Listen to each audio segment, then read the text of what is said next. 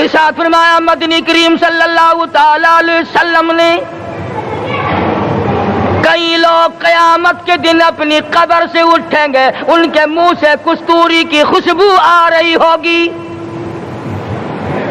لوگ کہیں گے الہی یہ کون لوگ ہیں؟ جواب ملے گا تم کھایا کرتے تھے، تم پیا کرتے تھے، یا روزے رکھا کرتے تھے، روزہ رکھنے والے لوگ ہیں۔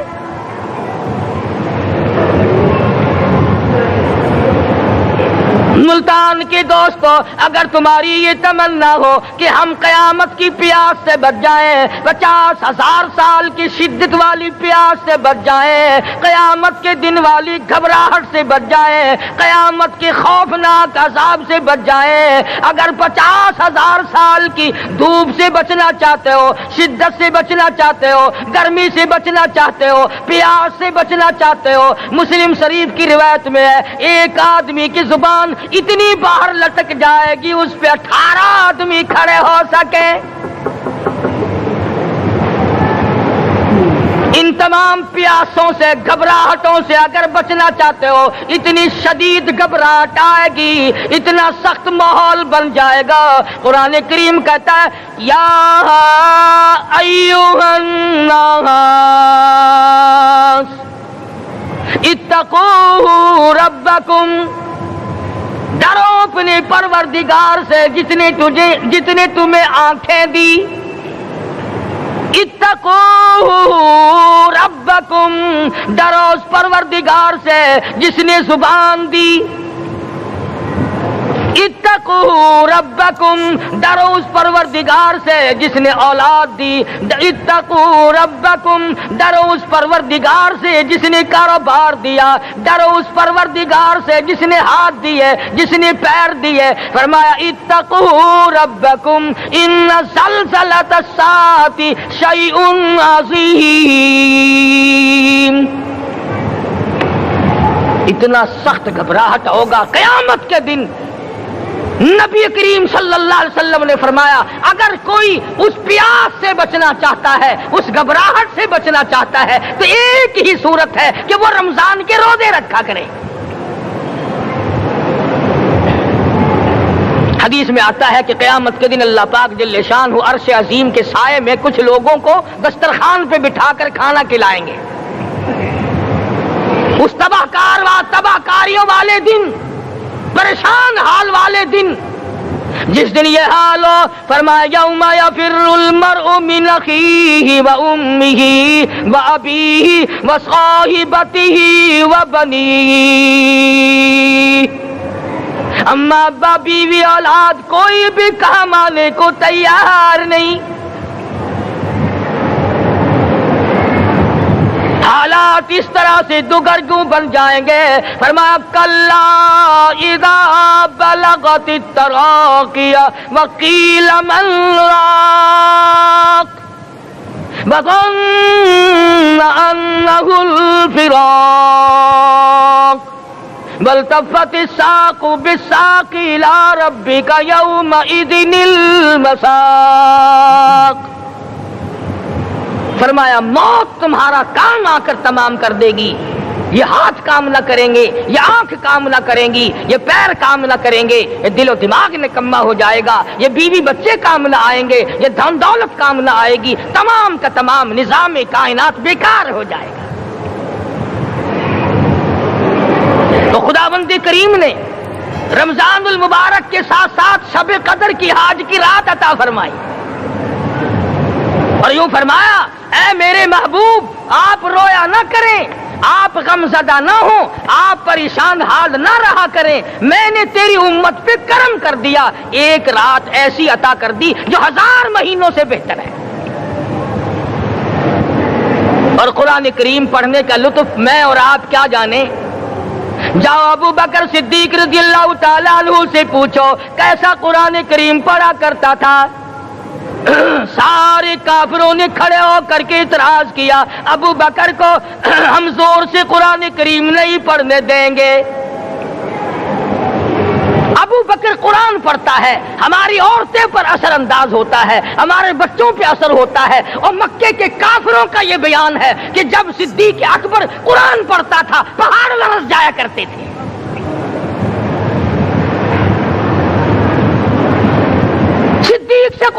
پڑھنا سیکھو. فاروق اعظم نے اسی قرآن کریم کے ذریعے سب کچھ حاصل کیا. ساری رات فاروق اعظم قرآن کریم کی تلاوت کیا کرتے تھے, ایک ایک رکعت میں پورا ختم قرآن کرتے تھے. آج تو یہ باتیں کہانی نظر آتی ہیں. صدیق اکبر سے قرآن پڑھنا سیکھو, فاروق اعظم سے قرآن کریم پڑھنا سیکھو. سیدنا عثمان ذی النورین رضی اللہ تعالیٰ ایک رات میں اور ایک رکعت میں پورا قرآن ختم کیا کرتے تھے. نبی کا دوہرا داماد عثمان ذی النورین, جس کو دیکھ کر حضور اکرم صلی اللہ علیہ وسلم فرمایا کرتے تھے, او لوگوں میں عثمان سے حیا نہ کروں جس سے آسمان کے فرشتے بھی حیا کرتے ہیں, جس کا آسمان والے فرشتے بھی ادب کرتے ہیں, میں اس کا ادب نہ کروں. سیدنا علی مرتضی رضی اللہ تعالی عنہ ایسا قرآن کریم پڑھا کرتے تھے, سارا زمانہ شاہد ہے, سارا زمانہ گواہ ہے کہ جب وضو کرتے رنگ پیلا پڑ جاتا, مسجد میں قدم رکھتے بے ہوش ہو جاتے. کسی نے پوچھا امیر المومنین کیا بات ہے؟ فرمانے لگے اللہ کے دربار میں کھڑا ہونے لگا ہوں, ڈرتا ہوں کوئی بے ادبی نہ ہو جائے.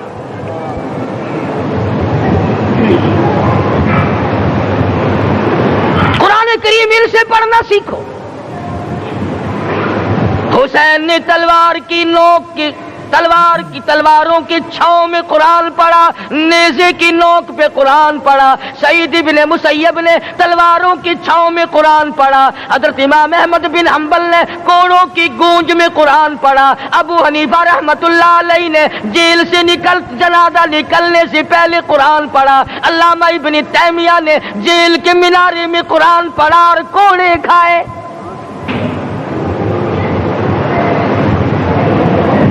تم بھی قرآن پڑھتے ہو, جب کوئی مر جائے نا پھر قرآن پڑھتے ہیں, اور وہ بھی صحیح سالم پورا نہیں ہوتا. کیوں پڑھے؟ کوئی باپ مرے تیرا قرآن کریم پڑھے مولوی, کیوں؟ تیرے باپ کے نوکر ہے مولوی. تم خود کیوں نہیں پڑھتے؟ تمہارا خود کا تو یہ حال ہے کہ جن کپڑوں میں باپ نے دم توڑا, جن کپڑوں میں ماں نے دم توڑا, جن کپڑوں میں گھر والی نے دم توڑا, جن کپڑوں میں بھائی نے دم توڑا, وہ سارے کپڑے الگ رکھتے ہو. ارے ظالمو, تمہیں اپنے ماں باپ کے کپڑوں سے نفرت ہے.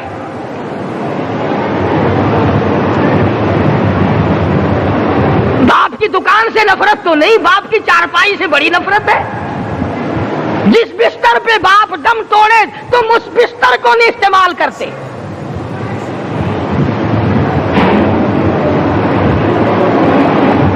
رسموں میں ڈوبے پڑے ہیں لوگ, رسمیں بنا رکھی ہیں, یوں کرنا چاہیے اور اس طرح سے کرنا چاہیے. لہد کے پانی سے بچو, مردے کے کپڑے سے بچو, مردے کی چارپائی سے دور رہو, فلاں چیز سے دور رہو. تم نے کبھی یہ بھی سوچا کہ اگر تمہارے بس کی بات ہو تم موت سے بھی دور رہ کے دکھاؤ نا.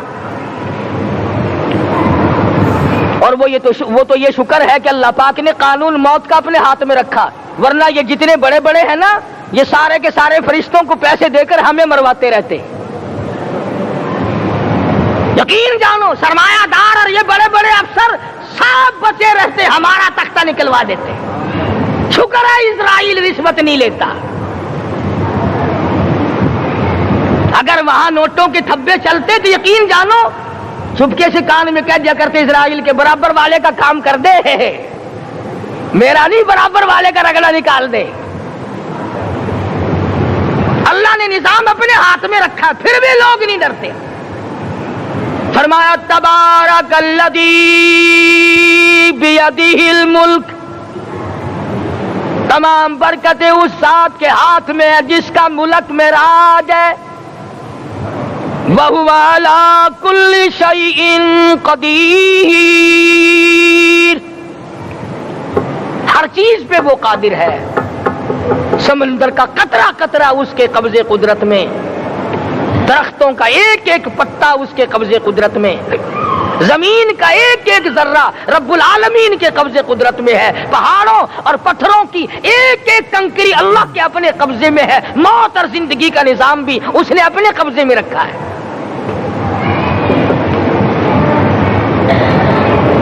قرآن کریم ان سے پڑھنا سیکھو اگر کسی نے پڑھنا ہے. مجد الفسانی سرہندی رحمت اللہ علیہ جب قرآن کریم پڑھا کرتے تھے تھوڑا سا پڑھتے پھر بے ہوش ہو جاتے. شاہ ولی اللہ نے مار کھا کر قرآن کریم پڑھا. شاہ عبدالعزیز کے دونوں ہاتھوں کے انگوٹھے کھینچ کر نکال دیے گئے مگر قرآن پڑھا. مولانا شاہ اسماعیل شہید رحمت اللہ علیہ کو بالا کوٹ میں ٹکڑے کر دیے گئے مگر اللہ والے نے قرآن کی تلاوت نہ چھوڑی.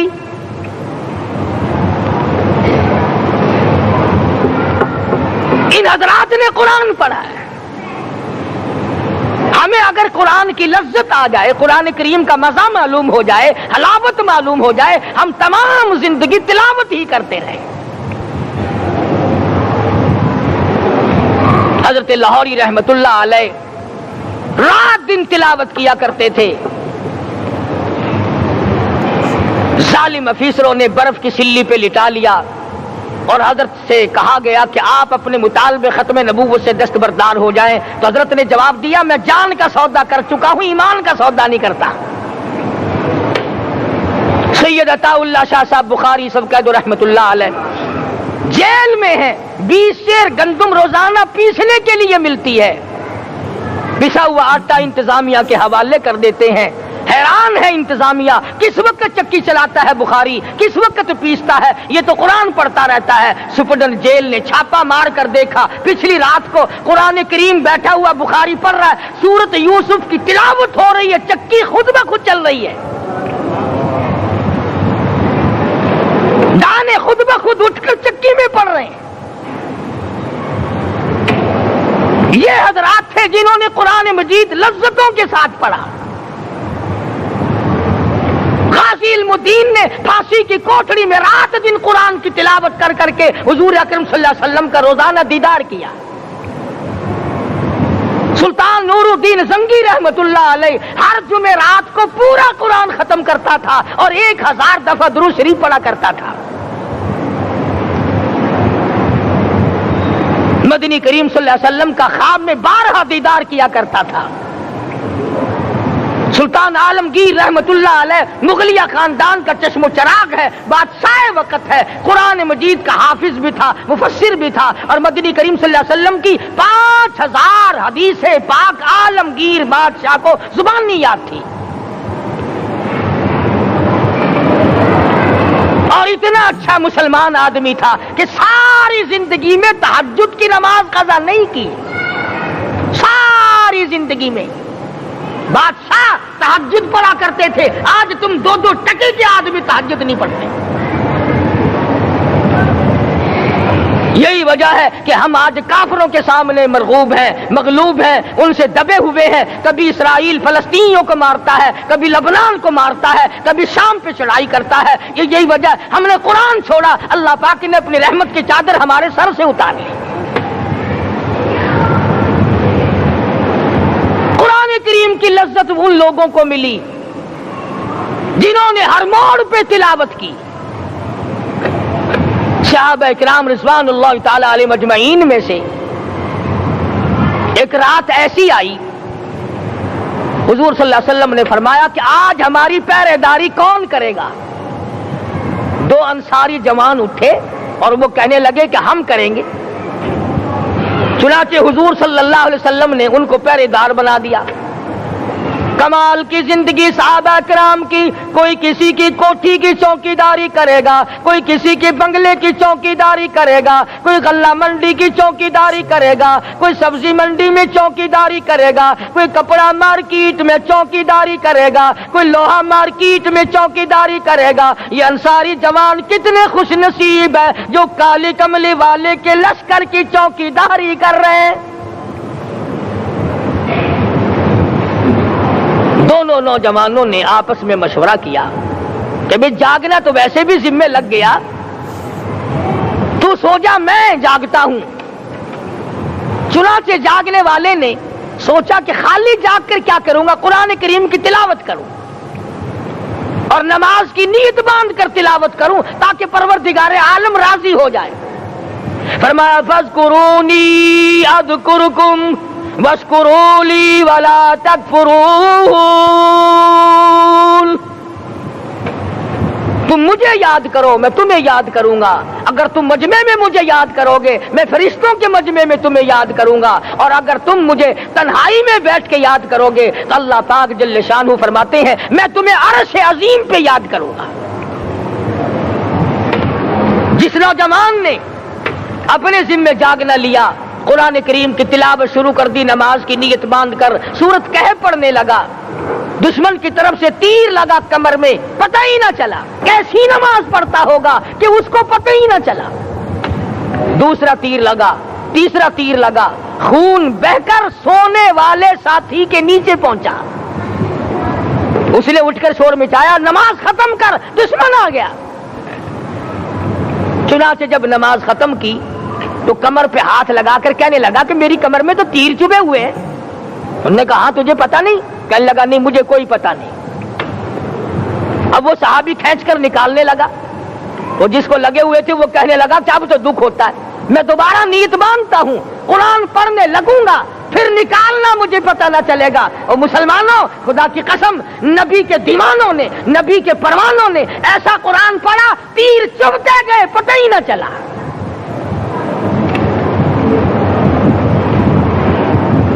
میرے نبی تیرے نبی ساری کائنات کے نبی، عرشیوں کے نبی فرشیوں کے نبی مدنی کریم صلی اللہ علیہ وسلم نے ایک ایک وقت میں 15 دن درختوں کے پتے چبا کر خدا کا قرآن پڑھا۔ آج ہم لوگ مکھن کھا کر قرآن نہیں پڑھتے۔ مدنی کریم صلی اللہ علیہ وسلم نے ایک ایک وقت میں 2 پتھر اپنے پیٹ پہ باندھ کر خدا کا قرآن پڑھا۔ آج ہم لوگ ہزاروں نعمتیں کھا کر قرآن کریم نہیں پڑھتے۔ سیدہ عائشہ صدیقہ رضی اللہ تعالی عنہ فرماتی ہیں کہ جب رمضان کا چاند نظر آتا تو حضور صلی اللہ علیہ وسلم کا رنگ پیلا پڑ جاتا، دعا میں عاجزی بڑھ جاتی، رکعت لمبی ہو جاتی، سجدے لمبے ہو جاتے، اللہ سے مانگنا بڑھ جاتا۔ فرماتی ہیں کہ ایک دن حضور صلی اللہ علیہ وسلم نے ساری رات رو رو کے گزاری، تو صبح کو میں نے عرض کیا کہ یا رسول اللہ آپ اتنے پریشان جو ہوتے ہیں کیا آپ کو اپنی بخشش کا یقین نہیں؟ تو آپ نے فرمایا میری عائشہ جب مجھے یقین ہے تو کیا میں خدا کا شکر گزار بندہ نہ بنوں؟ اس نے جو مجھے اتنا بڑا مرتبہ عطا کیا ہے میں اس کا شکر گزار بندہ نہ بنوں؟ نبی ساری رات روئے، امتی ساری عمر میں ایک دن نہ رویا۔ فرمایا ان تعذبهم فإنهم عبادك، ان تعذبهم فإنهم عبادك وَإِن تَغْفِرْ لَهُمْ فَإِنَّكَ أَنْتَ الْعَزِيزُ الْحَكِيمُ۔ ساری رات گزار دی اسی آیت کو تلاوت کرتے کرتے محمد عربی صلی اللہ علیہ وسلم نے او میرے رب اگر تو ان کو عذاب دے تو یہ تیرے بندے ہیں، اور اگر معاف کر دے گا تو تیرے خزانے میں کوئی کمی نہیں۔ وَإِن تَغْفِرْ لَهُمْ فَإِنَّكَ أَنْتَ الْعَزِيزُ الْحَكِيمُ۔ تو بخشنے والا ہے، تو غالب اور حکمتوں کا مالک ہے، تیرے یہاں کون سی کمی آ جائے گی؟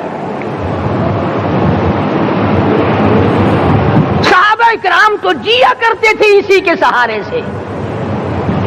سیدنا معاذ بن جبل رضی اللہ تعالیٰ ہر وقت دعا کرتے تھے الہی جب میری موت آئے، رمضان کا مہینہ ہو، گرمی کا موسم ہو، میرا روزہ ہو، جہاد فی سبیل اللہ ہو، کافروں سے مقابلہ ہو رہا ہو، لڑائی ہو، اعلان ہو چکا ہو، تؤمنون باللہ ورسولہ وتجاہدون فی سبیل اللہ۔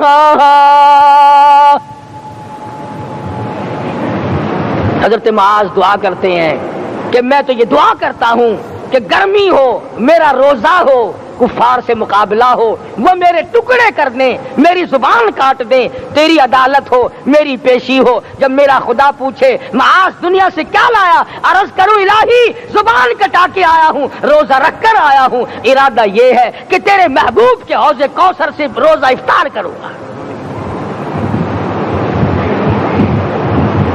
آج قوم کھلے بندوں کھاتی پھرتی ہے، انہیں شب قدر کا کیا پتا، انہیں لیلۃ القدر کا کیا پتا، انہیں رمضان المبارک کی بابرکت گھڑیوں کا کیا پتا۔ فرمایا انا انزلناہ فی لیلۃ القدر وما ادراک ما لیلۃ القدر۔ شب قدر وہ رات ہے جس میں میں نے قرآن کو نازل کیا۔ جمہور علماء کے نزدیک آج کی رات ہے وہ جس میں قرآن کریم نازل ہوا۔ حدیث میں آتا کہ جنت میں درخت اسی رات میں لگائے گئے۔ حضور صلی اللہ علیہ وسلم نے فرمایا کہ جنت کو اسی رات میں سجایا جاتا ہے، جنت کے دروازوں کو کھول دیا جاتا ہے، ایک ہوا چلتی ہے، حلقے بجتے ہیں، پوچھا جاتا ہے یہ کیا بات ہے، جواب ملتا ہے کالی کملی والے کے امتیوں کے لیے جنت کو کھول دیا گیا۔ آج جو لوگ مانگ رہے ہیں، جو لوگ اللہ کے ذکر میں بیٹھے ہیں، یہ پاگل نہیں، یہ دیوانے نہیں۔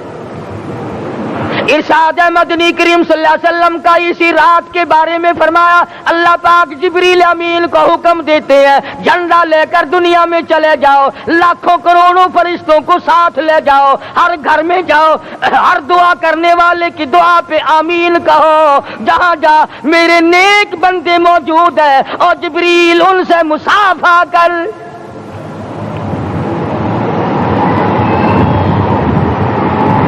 قسم کا آدمی آج بھی محروم ہے، مرد بھی عورتیں بھی کان کھول کر سن لیں، چار قسم کے آدمی آج کی رات بھی اللہ کی رحمت سے محروم ہے، شب قدر کی برکتوں سے محروم ہے، سعادتوں سے محروم ہے، رمضان کی خوشبختیوں سے محروم ہے۔ چار قسم کا آدمی۔ سب سے پہلا شرک کرنے والا، اللہ کی ذات میں صفات میں کسی ولی کو، کسی پیر کو، کسی فقیر کو، کسی پیغمبر کو، کسی غوث قطب اور ابدال کو جو شریک کرتا ہے، نہ اس کو شب قدر کام آتی ہے، نہ رمضان کام آتا ہے۔ شرک اتنی بری لعنت ہے کہ تمام اعمال کی جڑیں اکھاڑ کر پھینک دیتا ہے۔ آج مسلمان چلاک بڑے ہیں، اگر ہندو پتھر کا بت بنا کر پوجے تو وہ تو کافر ہے، اور مسلمان قبر بنا کر پوج لیں تو وہ پکا مومن ہے۔ الف لام میم سے لے کر والناس تک سارا قرآن پڑھو، ترجمے چھپے ہوئے ترجموں کے قرآن پڑھو۔ فرمایا لا تشرک باللہ، اے معاذ اللہ کی ذات و صفات میں کسی کو شریک نہ بنانا۔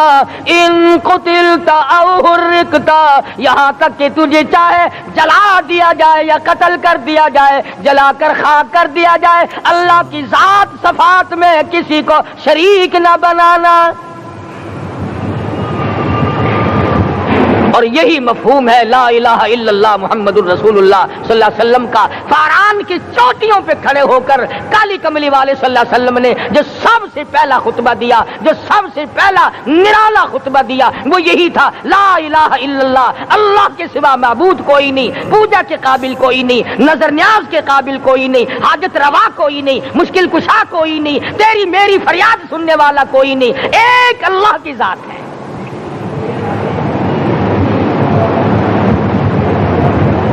آج تو لوگ درختوں کی پوجا الگ کرتے ہیں، پانی کی پوجا الگ کرتے ہیں، قبروں کی پوجا الگ کرتے ہیں، اور پھر مومن کے مومن ہیں۔ تو چار قسم کے آدمی اس رات میں بھی اللہ کی رحمت سے محروم ہے۔ سب سے پہلا شرک کرنے والا، دوسرے نمبر پہ جس کے گھر میں کتا ہو یا خنزیر ہو، شوقیہ کتا یا خنزیر پال رکھا ہو، تیسرے نمبر پر وہ مرد عورت جو بدکاری بدماشی کر کے بے غسلے پڑے ہوں، اس گھر میں جبریل یا کوئی رحمت کا فرشتہ آج دریائے کرم بہ رہا ہے پھر بھی نہیں جاتے. اور چوتھے نمبر والا جو مسئلہ ہے اس میں ایسا معلوم ہوتا ہے کہ ہمارے کسی کے گھر میں بھی فرشتے نہیں جائیں گے.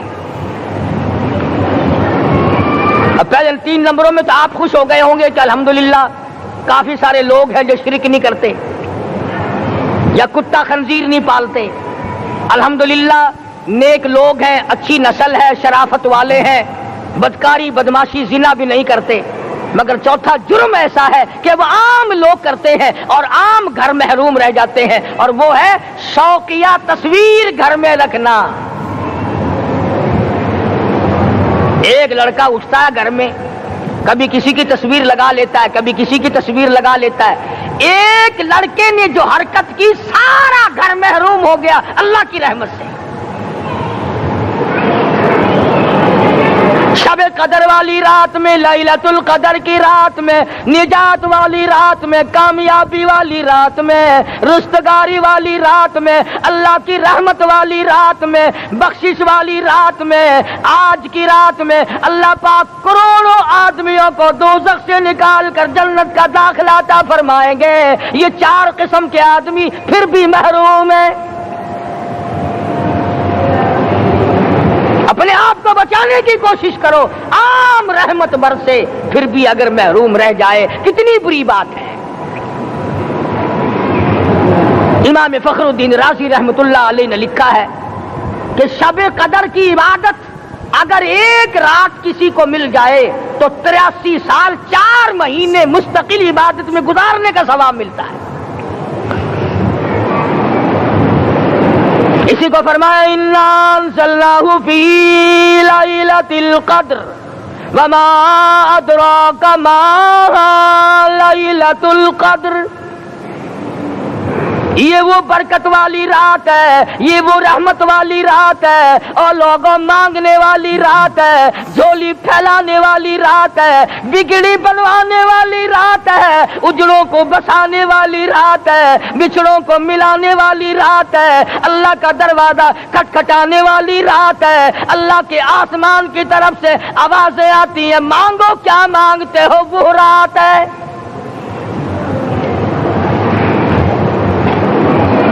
اب نبی کریم صلی اللہ علیہ وسلم کی زبان مبارک پر اگر کوئی یقین نہ کرے تو اس کا کیا علاج ہے؟ صحابہ کرام کو تمام چیزوں پہ یقین تھا, اس لیے قرآن نے ان کی گواہی دی. اذ جاؤکم من فوقکم ومن اسفل منکم واذ زاغت الابصار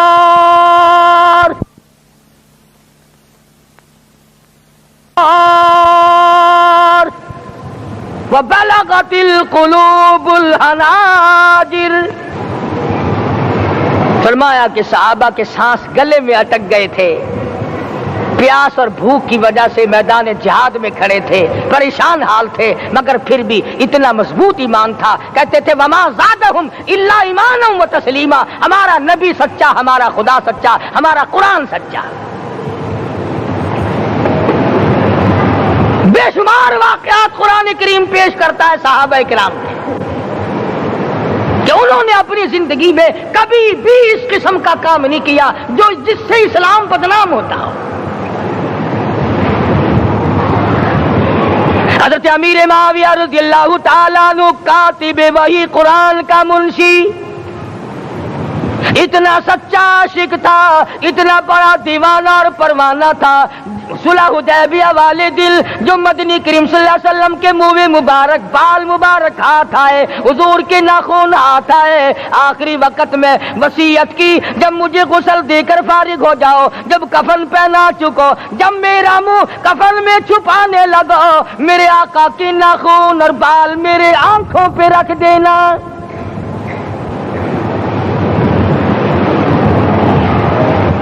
اس قدر جذبہ تھا ان حضرات میں. اور نماز کبھی کسی صحابی نے قضا نہیں کی. آج کا مسلمان تو کسی معاملے میں بھی نہیں لڑتا. حضور صلی اللہ علیہ وسلم نے مکروز میت کی نماز جنازہ کبھی نہیں پڑھائی. آج جس نے کسی کا قرضہ دینا ہو وہ پرواہ ہی نہیں کرتا، نہ موت سے ڈرتا ہے، نہ قبر سے ڈرتا ہے، نہ حشر سے ڈرتا ہے، نہ اللہ کے عذاب سے ڈرتا ہے۔ جب بھی کوئی مر جاتا حضور اکرم صلی اللہ علیہ وسلم تشریف لاتے، پہلے پوچھتے اس کے ذمے کسی کا قرضہ تو نہیں، یا کوئی ضامن بنتا، اور یا خود حضور صلی اللہ علیہ وسلم فرماتے کہ میں قرضہ ادا کروں گا، پھر آپ جنازے کی نماز پڑھایا کرتے تھے۔ اتنے بڑے جذبے کے مالک تھے صحابہ اکرام کہ انہوں نے کسی موڑ پہ بھی حضور صلی اللہ علیہ وسلم کو یوں خالی نہ چھوڑا، تنہا نہ چھوڑا، آپ کے ساتھ نہ چھوڑا، قرآن کریم کے حکموں کی کبھی بھی خلاف ورزی نہ کی۔ یہی وجہ تھی کہ اللہ پاک نے ان کو پوری دنیا کا مالک بنایا۔ کابل سے لے کر طرابلس تک کا علاقہ صحابہ کرام نے تمہیں فتح کر کے دیا، اور ظالم مسلمانوں آج صحابہ نے جو علاقے تمہیں فتح کر کے دیے تھے آج وہاں کفر دندنا رہا ہے۔ تم نے کفر کے جھنڈے لہرائے، تم نے کفر کے حوالے کیا مسلمانوں، اور پھر تان صحابہ پہ کرتے ہو۔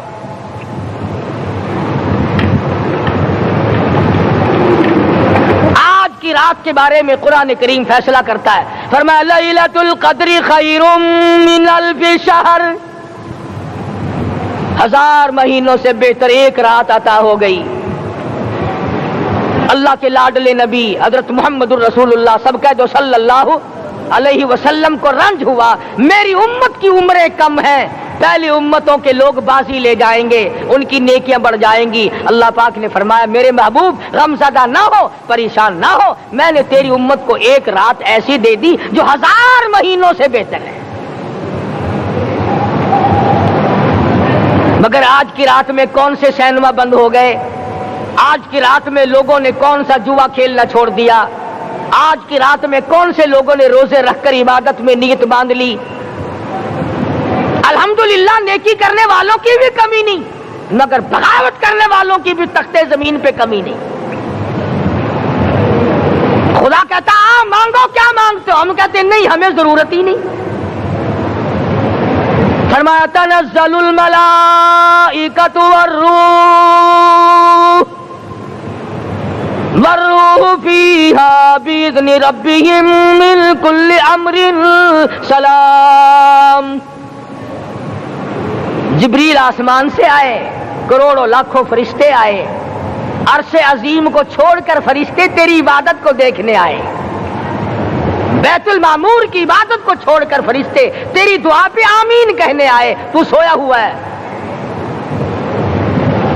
ایک ہی فکر ہے کہ مجھے عید کے لیے جوتے لانے ہیں، کپڑے سلوانے ہیں، فلاں چیز کرنی، اور یہ فکر نہیں کہ ایسا نہ ہو اگر رمضان میں میری نجات نہ ہوئی تو میں مارا جاؤں گا۔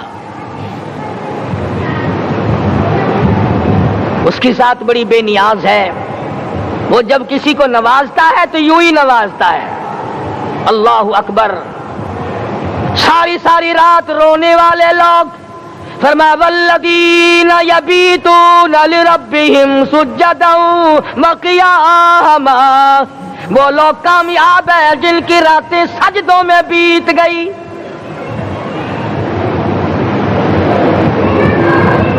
ان مسجدوں میں ہم سے قرآن نہیں پڑھا جاتا، پنکھوں کے نیچے قرآن نہیں پڑھا جاتا۔ مولانا حسین احمد مدنی اور حضرت شیخ الہند رحمت اللہ علیہ نے قاہرہ کے جیل خانے میں 18 سیر مکئی پیستے پیستے خدا کا قرآن پڑھا، چکی چلاتے چلاتے قرآن یاد کیا اور قرآن پڑھا۔ مولانا ابوالکلام آزاد نے رانچی جیل میں خدا کا قرآن پڑھا، مجدد الفسانی نے گوالیار کے جیل خانے میں خدا کا قرآن پڑھا۔ دلی کے چاروں طرف 4000 عربی مدرسے تھے، 4000 عربی مدرسے تھے۔ انگریز سے مقابلہ کیا علماء نے، اللہ والوں نے، کفر کے سامنے سر جھکایا نہیں، کفر کے سامنے ڈرے نہیں، مرعوب نہیں ہوئے، مغلوب نہیں ہوئے۔ 4000 مدرسوں میں سے دلی سے مراد آباد تک، دلی سے پانی پت تک، دلی سے لے کر غازی آباد تک، چاروں طرف کے علاقے میں کوئی درخت ایسا نہ تھا جس پہ کسی عالم دین کی لاش نہ لٹکی ہو۔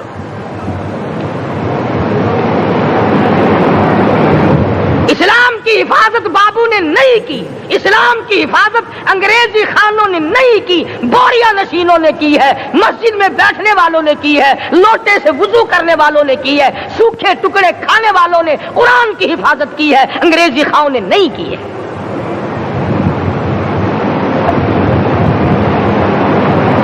مولانا جعفر تھنیسری رحمت اللہ علیہ، مولانا حمید اللہ، مولانا یحییٰ صورت والے، 3 عالم دین کو پکڑا ہے انگریز نے۔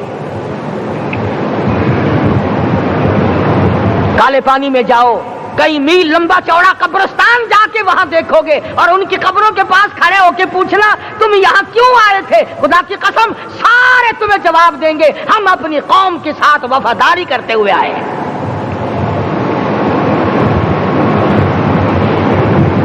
پیروں میں بیڑیاں ہیں، چابک مارے جا رہے ہیں علماء دین کو۔ امبالے کی جیل میں روزانہ پٹائی ہوتی، روزانہ مارا جاتا ہے۔ لاہور تک گھسیٹ کر لایا گیا، 20 سیر لوہا علماء کے، اللہ والوں کے پیروں میں ڈال رکھا ہے۔ تم نے تو صرف یہی سوچا ہے نا کہ کوئی مر جائے گا تو چھولوں پہ بیٹھ کے قرآن پڑھیں گے، نہیں نہیں، اللہ والوں نے پیروں میں بیڑیاں پہن کر قرآن پڑھا، ہاتھوں میں ہتکڑیاں پہن کر قرآن پڑھا، چابک اور کوڑوں کی سائے میں قرآن پڑھا، تلوار کی نوک پہ قرآن پڑھا۔ مولانا جعفر تھنیسری رحمت اللہ علیہ فرماتے ہیں کہ ہم تینوں کو پھانسی کا حکم دے دیا انگریز نے، تو جو پروانہ لے کر آیا ہم بڑے خوش ہوئے، اچھلنے لگے، کودنے لگے کہ لو بھائی اللہ پاک نے شہادت کا انتظام کر دیا۔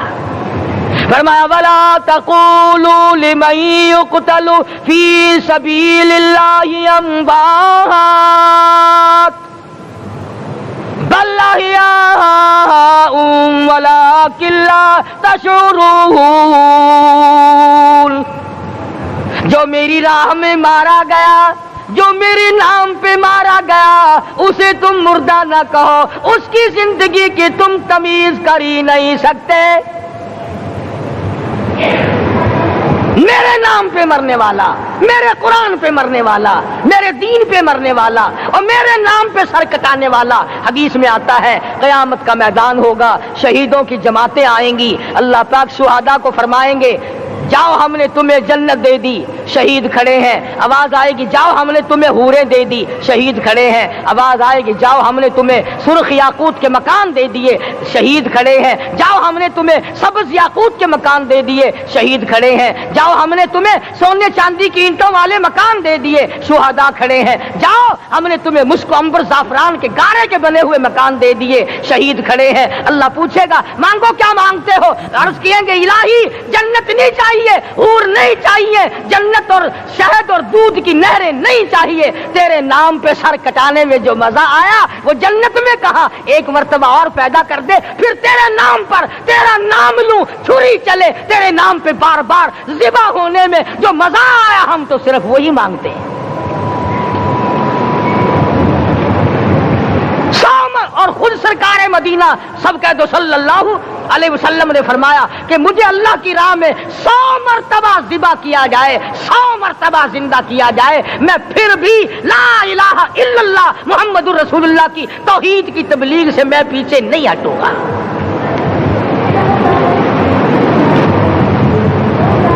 کبھی تو غور کرو عقل مند ہو سارے کہ آج مسلمان کیوں مار کھا رہا ہے؟ افغانستان میں مسلمان پٹ رہا ہے، ہندوستان میں مسلمان مار کھا رہا ہے، فلسطین میں مسلمان مار کھا رہا ہے، لبنان میں مسلمان کی پٹائی ہو رہی ہے، سری لنکا میں مسلمان کو ذبح کیا، آخر ہو کیا گیا؟ ہم نے ایسا کیا گناہ کر دیا کہ چاروں طرف کفر چڑھ گیا اور ہم مر گئے؟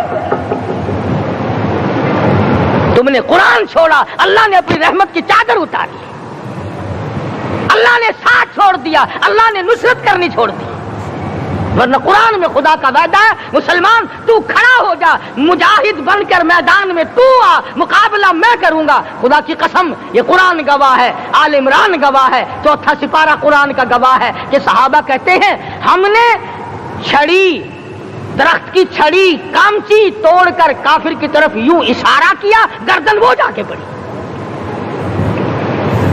میدان بدر میں مرنے والے کافروں کا بیان ہے کہ ہمیں انہوں نے نہیں مارا، ہمیں تو کسی اور نے مارا ہے۔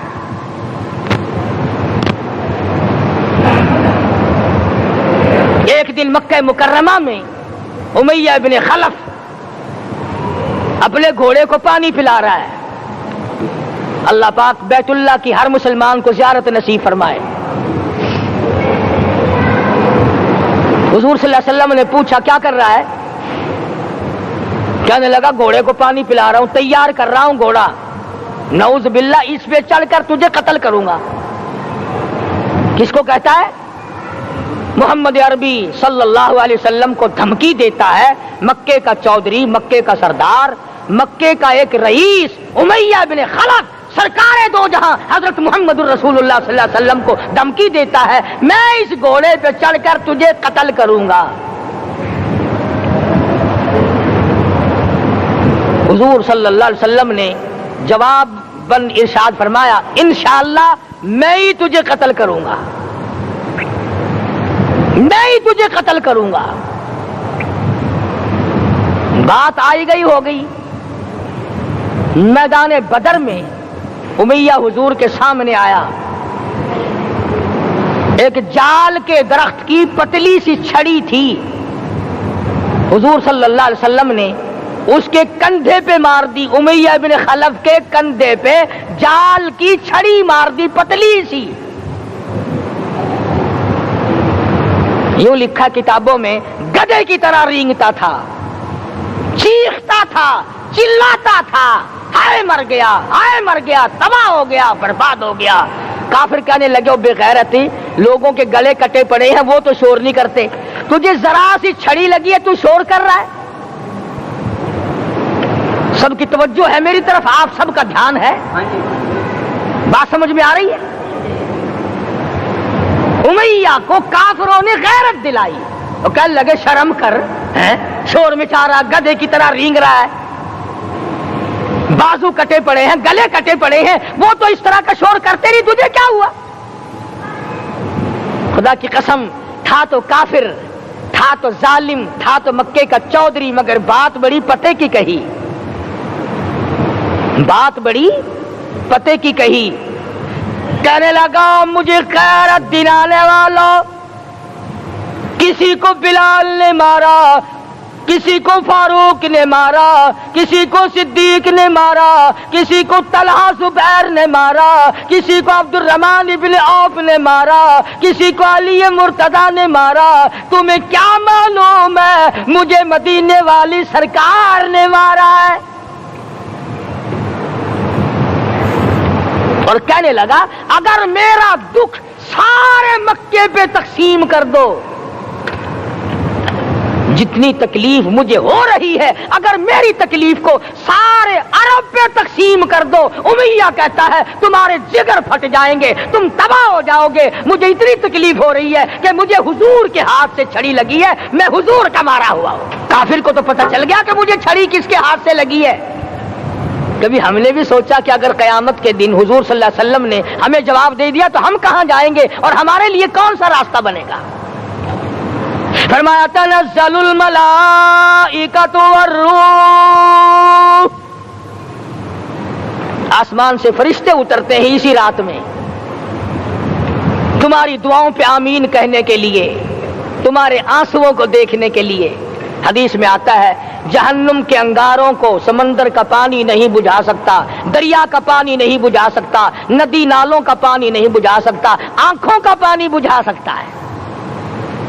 جہنم کے انگاروں کو آنکھوں کا پانی بجھا سکتا ہے, جو خدا کے خوف سے آنسو نکلے گا اس سے جہنم کی آگ بجھ جاتی ہے.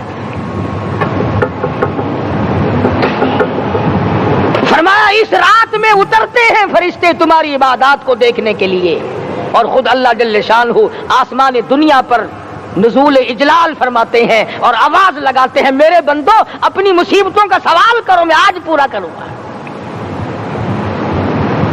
تو دین جن کی سمجھ میں آیا, میں ان کی بات کر رہا تھا. مولانا جعفر تنیسری رحمت اللہ علیہ اور یہ تینوں بزرگ خوش ہو گئے, اللہ پاک نے شہادت کا انتظام کر دیا.